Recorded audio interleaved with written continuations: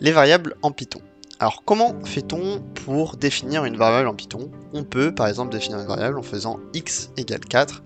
Et maintenant quand on print x, eh bien ça va nous print 4.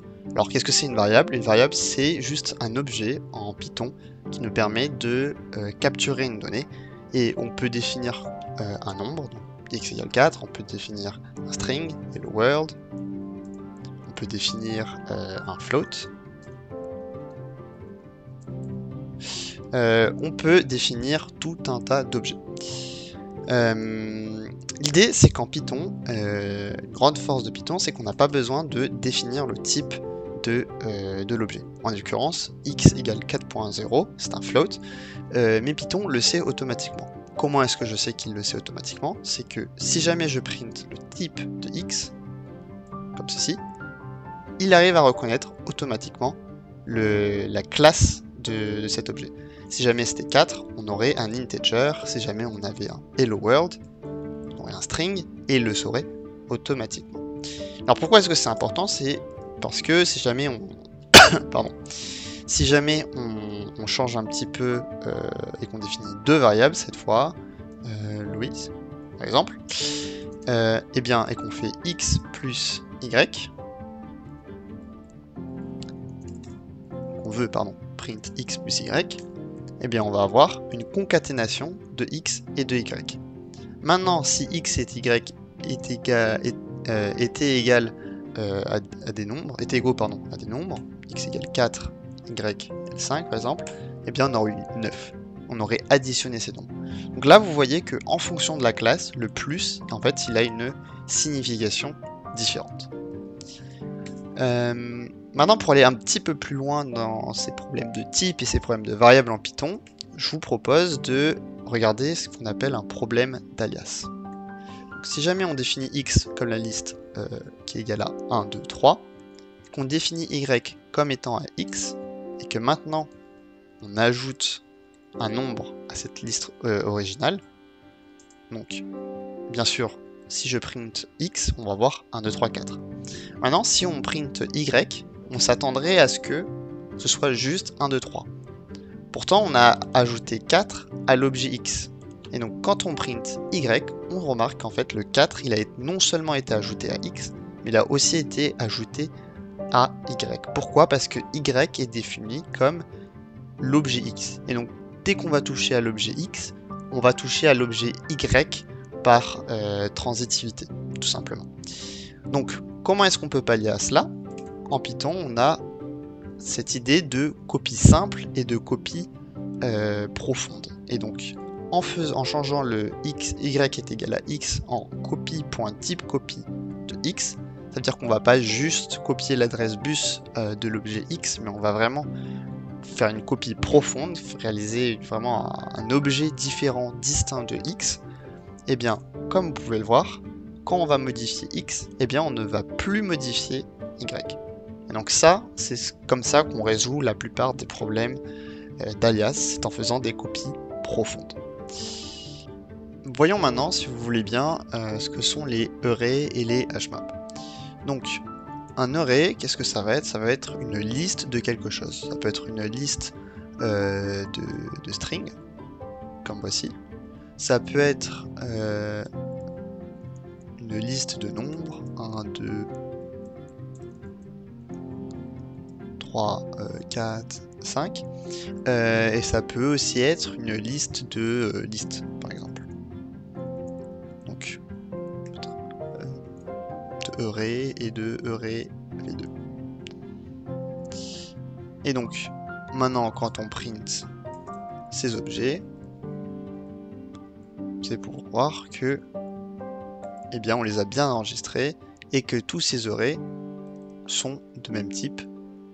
Donc, pas vraiment de même type, parce qu'il y en a un, ça va tous être des objets de classe list, mais il y en a un, ça va être une liste de string, l'autre, ça va être une liste de integers, et dans le troisième cas, ça va être une liste de listes, mais à chaque fois, la liste va être différente. Donc, voilà ce que sont des listes, et qu'est-ce que ça nous permet de faire? Ça nous permet par exemple de les parcourir. Par exemple, si on prend EuRe-V2, qu'on parcourt cette liste et qu'on va printer à chaque fois l'objet qu'on parcourt, comme vous allez pouvoir voir, on va parcourir ces objets un à un, on va voir 1, 2, 3, 4, 5. Si jamais on ne regardait pas V2 mais EuRe tout court, on aurait tout simplement chacun de ces objets. C'est une façon de parcourir l'EuRe. On peut également le parcourir en utilisant for i in range EuRe. Et maintenant, si jamais je veux print 1, 2, 3, 4, 5, eh bien, il me suffit de print EuRe de V2 i. Donc c'est le im objet de EuRe V2. Et donc je parcours ça jusqu'à où? Je parcours ça jusqu'à la longueur de EuRe V2 moins 1. Pourquoi le moins 1? Parce que en Python, l'index, on commence à compter à partir de 0. Donc si jamais mon EuRe est de taille 5, en fait le quatrième objet, ça va être égal à 5. Donc là, si vous voulez, on peut print les index seulement, et vous allez pouvoir voir que ça va aller de 0 à 4. Maintenant que ça c'est clair, il y a une dernière façon de pouvoir parcourir ces objets. For i x in enumerate EuRe V2. Et donc là, on peut print index égale virgule i et print tout simplement x. Donc vous pouvez voir que pour l'index 0, on a le nombre 1. Pour l'index 1, on a le nombre 2, etc., etc. Maintenant que ça c'est clair, on a fait à peu près le tour de ce qui était les EuRe, comment on pouvait les parcourir, donc de 3 façons différentes, soit en parcourant directement x, soit en parcourant directement les index, et en utilisant la notation non pas x, mais EuRe V2 i, crochet i, donc pour atteindre l'objet d'index i de l'EuRe V2. Et enfin, for i x in enumerate, le nom de votre EuRe, pour parcourir et en ayant accès à la fois à l'objet et à l'indice de cet objet. Donc ça, c'était les 3 façons pour parcourir un EuRe. Maintenant, qu'est-ce que c'est une hashmap? Une hashmap, ça va être un objet où on a une fonction hash qui nous permet de relier une clé à une valeur. Et donc, comment est-ce qu'on peut définir ça? Je vous propose par exemple for i in range 10, c'est-à-dire que pour de 0, 1, 2, 3, 4, 5, 6, 7, 8, 9, on va associer une valeur. On va associer la clé, donc cet indice, i, à une valeur. Donc on peut dire, par exemple, ça va être 100 fois i plus 7. Et donc, une fois qu'on a fait tout ça, une fois qu'on a populé notre dictionnaire, on va pouvoir le print pour voir à quoi ça ressemble. Comme vous pouvez le voir, nos clés vont de 0 à 9, parce qu'on a parcouru i, il parcourt de 0 à 10 moins 1 égale 9. Et pour chacune de ces clés, on associe la valeur 100 fois l'indice plus 7. Donc pour 0, ça va être 7, après ça va être 107, etc. etc. Pour accéder à une de ces valeurs, il nous suffit de écrire des crochets et donc la valeur de la clé. En l'occurrence, si jamais je veux la valeur correspondante à 4, donc si je veux 407, il suffit d'écrire print des crochets 4. Et on a bien 407. Maintenant, si je veux parcourir toutes les valeurs de ce dictionnaire et de print leurs valeurs, je peux utiliser for key value in d.items. Et là, je peux print key égale key et print value égale virgule value. Ça va me permettre de print pour chacune des clés sa valeur. Et comme vous pouvez le voir, on parcourt l'ensemble, l'intégralité de ce dictionnaire. En dehors de ça, on peut utiliser... Donc ça c'était pour parcourir à la fois la clé et les valeurs, mais parfois on veut juste les valeurs. Donc par exemple, si jamais je veux le maximum des valeurs qui sont storées dans D, pour rappel D, ça ressemble à ça, je peux utiliser un cache, on va l'appeler cache, 0, et for value in d.values, donc là on parcourt chacune des valeurs une à une, if value plus grand cache, cache égale value. Et à la fin, je veux print la valeur de mon cache pour avoir la valeur maximale des valeurs qui sont storées dans mon dictionnaire. Comme vous pouvez le voir, on a bien 907. Si vous voulez, on peut printer l'évolution, print la valeur, pour voir où est-ce qu'on en est, et on peut regarder, comme par hasard, un à un, on va améliorer la valeur de ces caches. Une fois qu'on a fini cette boucle, on arrive à 907, qui est le maximum des valeurs qui sont storées dans notre dictionnaire. Et donc, les arrays et les dictionnaires représentent deux moyens de stocker des informations, et on peut accéder aux valeurs de ces informations en grand O de 1, ce qui est très intéressant, et c'est pour ça qu'on en voit très souvent en competitive programming et en algorithmie de manière générale.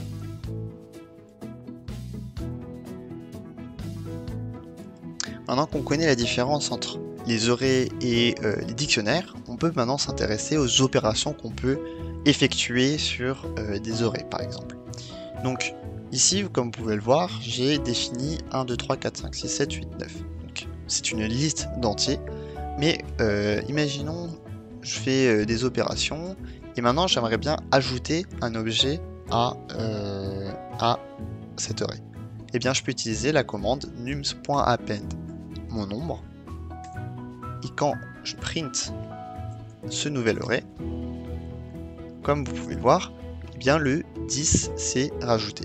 Ça c'est une opération qui se fait en rento de 1, c'est-à-dire qu'il y a un coût constant, et donc c'est très intéressant. Donc ça nous permet de faire grandir l'array. De la même manière, imaginons j'aimerais bien accéder au dernier, à ce nouveau 10. Eh bien, je peux, si jamais j'en ai besoin qu'une seule fois, eh bien je peux utiliser nums-1, donc l'indice -1, ça va être quoi? Ça va être le dernier indice. Faire ça ou len de nums -1, ça revient exactement à la même chose. Comme vous pouvez le voir, le 10, on le print tout le temps, que ce soit de cette manière-là ou de l'autre. C'est juste, est-ce qu'on part de la fin de l'array ou est-ce qu'on utilise, ou est-ce qu'on le compte et qu'on compte précisément comme la longueur de l'array -1. Pourquoi -1? Parce qu'on commence toujours à 0. Donc ça c'est une manière d'accéder à un nombre, mais si jamais on veut le supprimer et le storer dans une variable, eh bien on peut également utiliser nums.pop. Nums.pop, qu'est-ce que ça va faire? Ça va prendre le dernier nombre de l'array, ça va l'enlever et ça va le storer dans n'importe quoi. Donc imaginons ici on met un x devant, ça va le storer dans x. Et en effet, si jamais je print x, eh bien déjà on peut voir que ça a bien marché, et surtout si on print nums après, eh bien le 10 a disparu. C'est-à-dire qu'on a ajouté 10. Quand on le print, eh bien on le voit bien, mais quand on le pop, eh bien le 10 part et on le store dans x. Donc popper, ça nous permet de supprimer l'élément d'une liste et de le retourner à la fin. Alors, est-ce que c'est intéressant? Oui. Pourquoi? Parce que, imaginons, on veut popper l'élément d'indice 0, donc non pas avoir 1, 2, 3, 4, 5, 6, 7, 8, 9, 10, mais avoir 2, 3, 4, 5, 6, 7, 8, 9, 10, eh bien on peut popper non pas l'indice qui est défini de base comme le dernier indice, mais un indice particulier. Imaginons je veux supprimer le 4 par exemple, on va avoir ça. Et comme vous pouvez le voir, quand on print nums, on va avoir 1, 2, 3, 4, 5, 6, 7, 8, 9, 10. Pardon, il n'y a pas le 4 du coup. Wow, le 4 a bien été supprimé en tout cas. On passe de 3 à 5. Donc voilà, ça c'était les deux fonctions les plus répandues qu'on pouvait avoir et qu'on pouvait rencontrer quand on manipule des arrays. Maintenant il faut faire attention parce que pop, utiliser pop comme on voulait l'utiliser, c'est-à-dire sans rien préciser, sans préciser l'indice, c'est quelque chose qui se fait facilement, qui se fait en taux de 1. Par contre, si on commence à faire pop 0, pop 1, pop 2, et bien en fait c'est une opération qui se fait en rente de n, parce que en pratique, comment est-ce qu'on fait ça? On va certes supprimer cet élément-là, on va surtout recopier toute la liste à une autre adresse bus. Et donc recopier une liste, ça c'est une opération qui se fait en rang de n. Ça veut dire que c'est une opération qui est linéaire, c'est-à-dire que plus votre liste va être grande, et bien plus proportionnellement, linéairement, cette opération va être coûteuse pour l'ordinateur.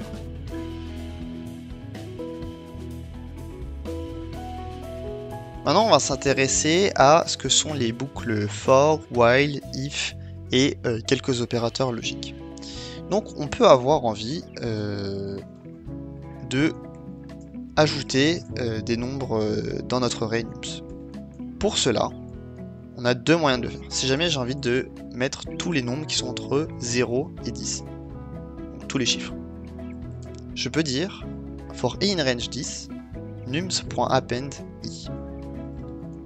Si je print nums, comme vous pouvez le voir, j'ai bien tous les nombres entre 0 et 9.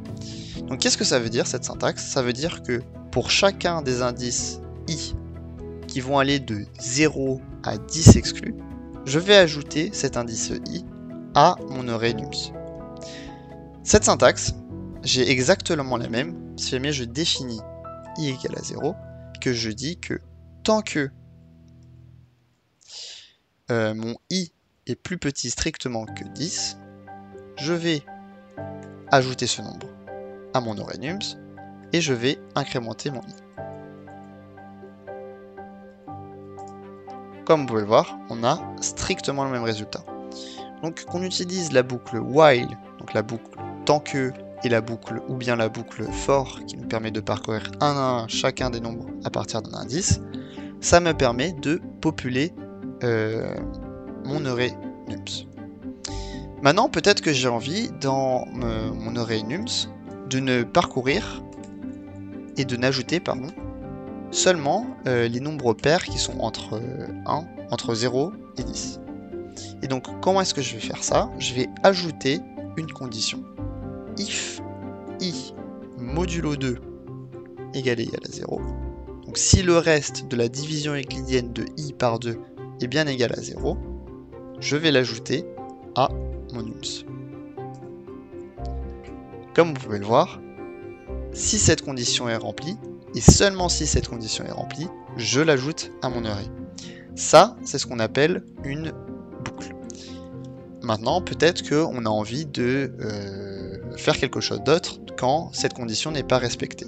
Donc, dans la boucle if else, else c'est ce qui va être dans ce qui n'a pas été respecté. Ici, ça veut dire que l'opération i modulo 2 n'est pas égale à 0, et donc que i modulo 2, si on réfléchit un petit peu, il n'y a pas 36 000 solutions, possibilités, ça va être directement si i modulo 2 est égal à 1 en fait, si jamais c'est pas nombre, si jamais c'est un nombre impair.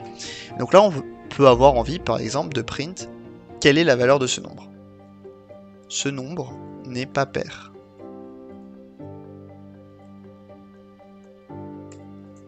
Et donc là, on va printer, on va afficher dans la console chacun de ces nombres qui ne remplissent pas la condition i modulo 2 égale à 0. Si jamais on voulait juste populer notre array, on aurait pu utiliser ce qu'on appelle des listes par compréhension. En fait, toutes ces opérations-là, c'est quelque chose qui est syntaxiquement lourd, et Python nous offre la possibilité de le définir directement en une ligne. Comment est-ce qu'on fait ça? Eh bien, on écrit exactement la même chose, i for i in range 10, par exemple. Et donc, si jamais on veut juste les nombres pairs, on peut rajouter une condition à la suite. If i modulo 2 égale 0. Pardon, si je le print pas, on peut pas vérifier que c'est bon. Mais en principe, on a bien 0, 2, 4, 6, 8 qui sont bien tous les nombres pairs entre 0 et 10, 10 exclus. Donc ça, c'est ce qu'on appelle définir une liste par compréhension. Alors on a vu les boucles for, on a vu les boucles while, on a vu les conditions if else. Maintenant, on peut aller un petit peu plus loin et voir les conditions and et or. Donc ce sont des conditions logiques. Pour ça, on va faire un petit exercice. On va faire un exercice sur savoir si jamais c'est une année bissextile ou non. peut-être que je fais des petites bêtises sur comment définir une année bissextile, mais on va considérer que si jamais n modulo 4 égale à 0, on va return true, et sinon, on va return false. Donc, maintenant, si jamais on print année bissextile de 2004, par exemple, on devrait avoir true en mode l'année 2004 est bien une année bissextile. Mais si je dis pas de bêtises, il y a une condition un peu plus forte que ça. C'est si jamais n modulo 400, if n modulo 400 égale à 0, eh bien ce n'est pas une année bissextile, si je dis pas de bêtises. Et donc on va pouvoir utiliser elif. Donc si jamais c'est modulo 400, bah, ce n'est pas une année bissextile, malgré le fait que modulo 4 ce soit une année bissextile. Si jamais ce n'est pas modulo 400 mais que c'est quand même modulo 4, c'est bien une année bissextile, et sinon ce n'est pas une année bissextile. Ça, on peut l'écrire encore une fois en une seule ligne. On peut dire return et directement l'opération logique. Donc n%4 égale à 0, and not n%400 égale à 0. Et donc maintenant, si jamais je print est-ce que l'année 2000 est une année bissextile, ça va me dire non. Et si jamais 2004 est une année bissextile, ça va me dire oui. 2008, oui. 2007, qui modulo 4 n'est pas égal à 0, est-ce que c'est une année bissextile? Eh bien non. Et donc ça nous permet de voir l'opérateur end. Et pour que ce soit true, il faut que les deux conditions soient respectées. Donc il faut à la fois que le résultat de n modulo 4 soit bien égal à 0, mais aussi que ce soit pas un multiple de 400.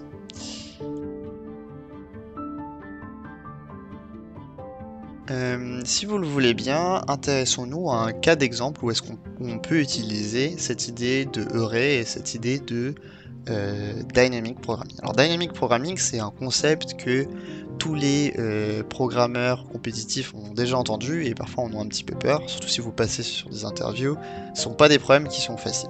Mais le concept en lui-même est très simple, ça va être de stocker de l'information, stocker cette information de manière dynamique pour pouvoir la réutiliser et pouvoir ne pas effectuer des calculs plusieurs fois, mais utiliser un cache par exemple, qui va nous permettre d'accélérer nos processus. Alors un exercice qui est assez classique dans ce cas-là, qu'on donne souvent, c'est la suite de Fibonacci. La suite de Fibonacci, qui est très connue en maths aussi. Comment est-ce qu'elle est définie? Elle est définie en initialisant U0 et U1 comme 0 et 1. Et ensuite, on la définit récursivement comme UN plus 2 défini comme UN plus 1 plus UN. Donc qu'est-ce que ça veut dire? Ça veut dire que pour chaque élément de la suite de Fibonacci, eh bien, son élément est défini comme la somme des deux précédents. Donc, ça, c'est quelque chose qui est assez classique. Donc, Fib V1, donc N. Donc, pour calculer Fibonacci, la version V1, ça va être comment? Ça va être if n égale à 0. Donc, si jamais ce n vaut 0, et ben on renvoie 0. Ça, c'est nos cas de base. Si c'est égal à 1, on renvoie 1. Et maintenant, si jamais ce n'est ni 0 ni 1, eh bien, on va renvoyer fib v1 de n-1 plus fib v1 de n-2. Donc ça, c'est bien. Donc for i in range 10, print fib v1 de i. Ça, c'est une façon pour avoir les valeurs des nombres de Fibonacci de 1 à 10. Mais si on regarde le code de plus près, fibv1 de n-1 plus fibv2 de n-2, c'est quelque chose c'est une information qui est redondante, parce que pour calculer fibv1 de n-1, eh bien on va faire cette même opération par récursion de fibv1 n-2 plus fibv1 de n-1. Et donc ça, c'est quelque chose qu'on peut contourner, grâce à du dynamic programming. C'est-à-dire qu'au lieu de recalculer et de repartir en arrière jusqu'au cas de base, eh bien on peut prendre en compte l'information qu'on a déjà calculé ça. Et comment est-ce qu'on a ça? Eh bien on va regarder ça dans un dictionnaire. Donc ça, c'est notre première implémentation de Fibonacci. Et ça va être notre deuxième implémentation de Fibonacci. Donc pour ça, on va avoir besoin d'un cache. Notre cache, ça va être un dictionnaire, par exemple. Donc, on peut déjà initier ce cache. 0, ça va être 0. 1, ça va être 1.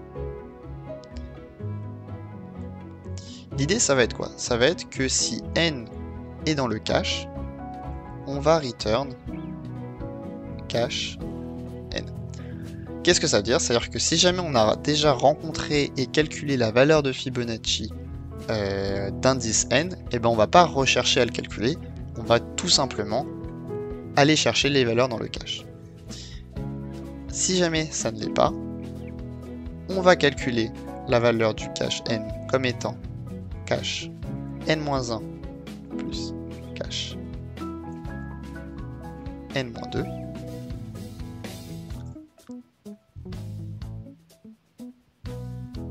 Pardon, ça va être fib, sinon ça va pas compliquer. Fib v2, n-1, n-2. Et bien sûr, on va return cache. On va pouvoir tester si ça marche.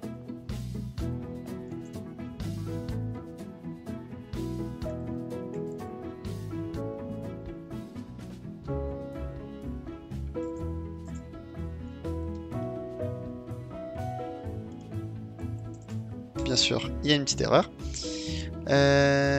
Fib v2, pardon, c'est pas décroché, c'est des parenthèses. Je fais la même erreur ici. N-1, N-2. Super. Comme vous pouvez le voir, on a les mêmes résultats que tout à l'heure.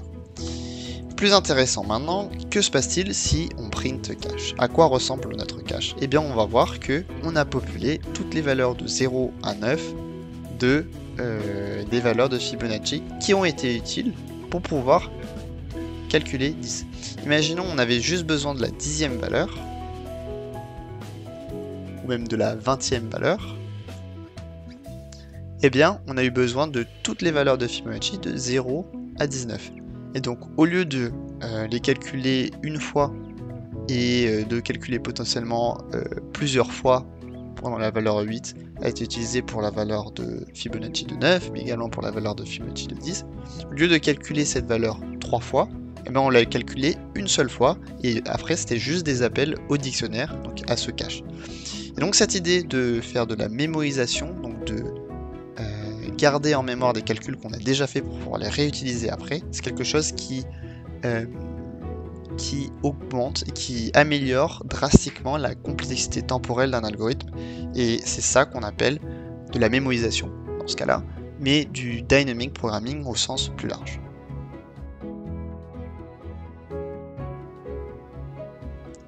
Passons au problème 1342, Number of steps to reduce a number to zero. C'est un problème très facile.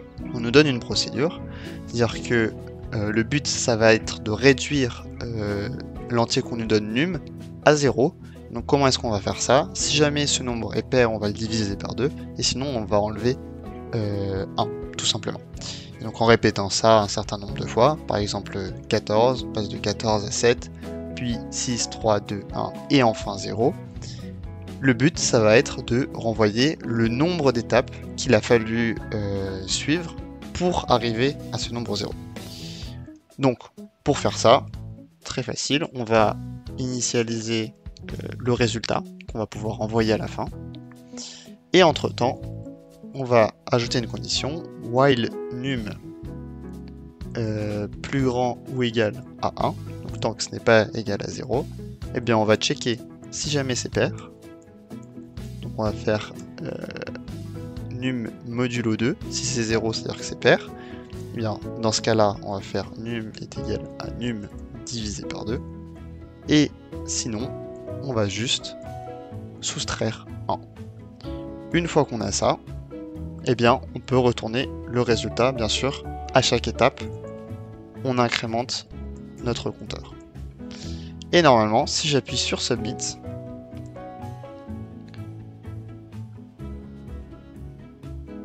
on bat 86% des gens. On est sur une complexité en grand taux de n, donc imaginons n étant le nombre d'étapes. Pour chaque étape, on va incrémenter une seule fois, on n'a pas de deuxième boucle. Donc on est en complexité linéaire, c'est ce qu'on veut et on a une solution satisfaisante.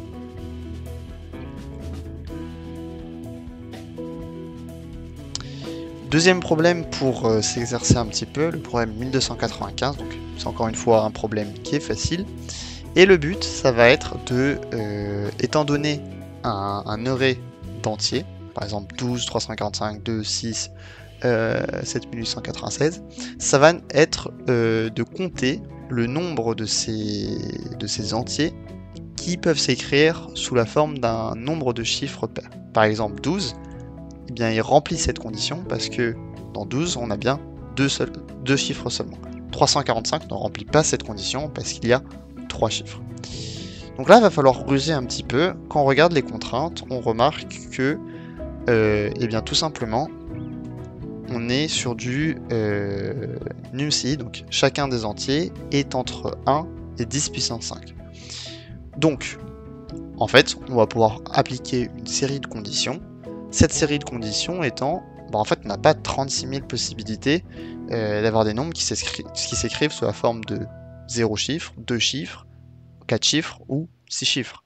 En fait, eh bien, si on fait la division par 10 par exemple, et qu'on est entre 1 et 9, donc c'est-à-dire si on est entre 10 et 99, ben on va pouvoir s'écrire sous forme de 2 chiffres. Pareil, si on est entre 1000 et 9999, on va pouvoir s'écrire sous forme de 4 chiffres. Et donc on va faire ces conditions jusqu'à arriver à 10 puissance 5, et si jamais on remplit une de ces conditions, eh bien tout simplement, on va pouvoir incrémenter notre résultat de 1. On dit comme ça peut être un peu compliqué, mais en pratique, c'est juste une série de conditions if, en fait. Donc, comment est-ce qu'on peut écrire ça? Pour checker si jamais c'est entre 10 et 99, on va parcourir chacun des chiffres, donc chacun des nombres dans le array d'integers, et on va checker si jamais ils sont entre 1 et 9. Comment on fait ça? On peut utiliser cette syntaxe-là,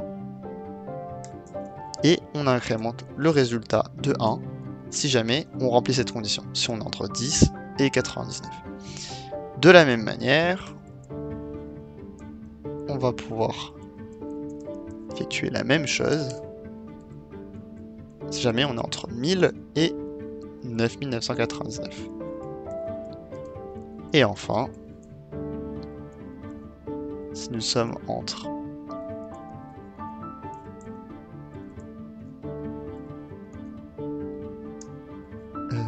du coup entre 100 000 et 999 999. Donc là on pourrait se demander pourquoi est-ce que c'est nécessaire, mais en fait parce que si jamais on est sur du 10 puissance 5 qui est la limite haute de numci, eh bien on ne veut pas avoir d'erreur dans ce cas-là. Donc une fois qu'on a ça, il nous suffit de retourner le résultat. Et si on submit, normalement on est sur quelque chose qui est assez efficient. C'est le cas. Je vous remercie d'avoir regardé cette vidéo.